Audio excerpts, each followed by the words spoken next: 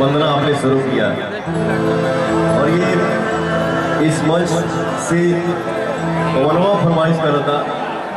पवनवा के साथे साथे हमारा सब भैया चाचा माई बहन जे भी बैठे हुआ खड़ा हुआ सब कोई सुने के चाहता। वो मेरा फेवरेट सॉन्ग, हमारा फेवरेट गाना कौन गाना? बाड़ी सिर पर सवार हो मनवा हाथ में त्रिशूल करवा सोनवा के हार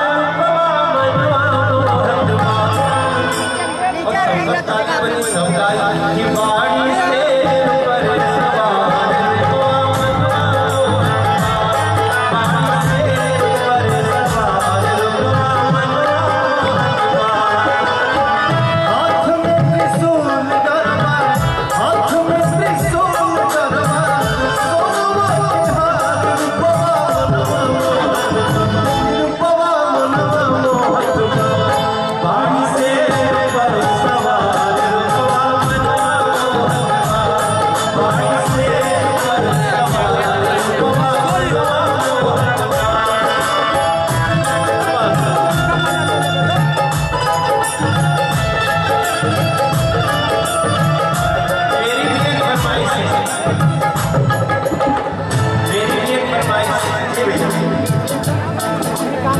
मेरी फरमाइश तुम्हारी फरमाइश हमने पूरी करी।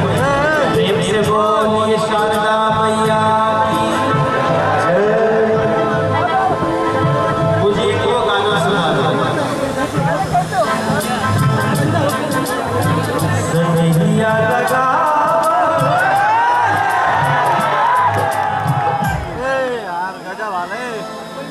आप लोग भैया की आवाज पे हम दिल्ली बैठे थे। हेलो हेलो, अरे तो रूप में भैया बाजा लेके बैठे, बोले भैया कि बहुत थोड़ा बैठते हैं, बहुत दिन हो गया। तो इस गाने में जो कमी था वो मेरा भैया सुधारे कि बाबू अगर इस गाने को हम लिखते तो ये लिखते। आज रास्ता में हम गड़िया में सोचा ना होता नहीं कि भैया जी जरूर बोला कि हाँ ये कमी आपने मेरा सुधारा। ये गाना मुझे बहुत पसंद है पवन जी का। भैया सनहिया लगा बहुत बात नहीं तो इन्होंने गाया है गाने में क्या करना नजरिया चुरावल बहुत बात। तो हम इनके गाने की नजरिया चुरावल तो ये अच्छा बात नहीं थी।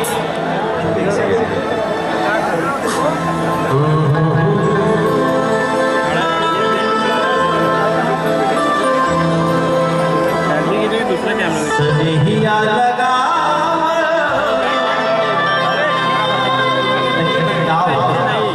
हरि सनहिया लगा एक पहले एगो लाइन हम कहे के चाहते। मिला खाक में जिंदगी,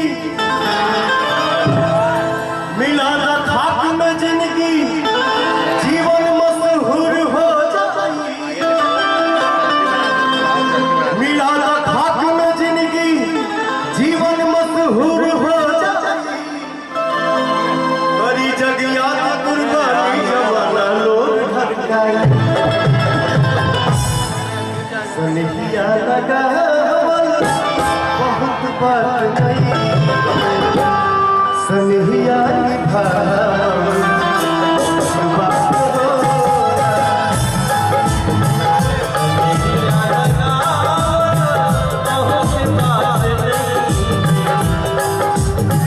सनहिया निभाओ बहुत बात हो।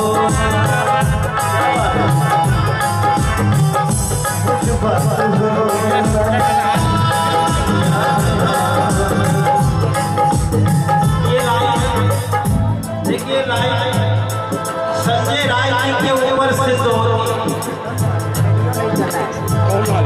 संजय भाई ने कह दिया हर हाथ को काम और हर जेब के दाम। तो कोहल और कैला में बड़ी तपस्या बात और हमें पता है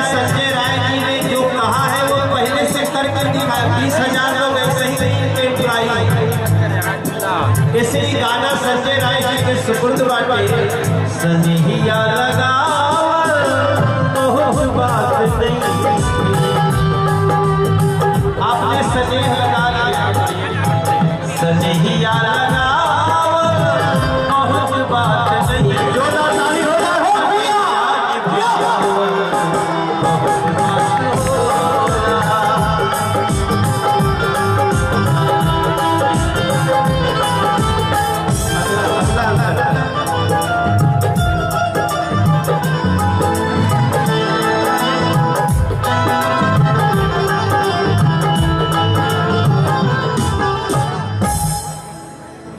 जौनपुर में हमारा शूटिंग पूरा भइला फिल्म के, जो फिल्म के नाम है मेरा भारत महान। जौनपुर से यहाँ आवे में हम कलाकारी करी लगा तो बड़ा अच्छा नाम है मेरा भारत महान, और गाजीपुर में खड़ा है एक नया हिंदुस्तान।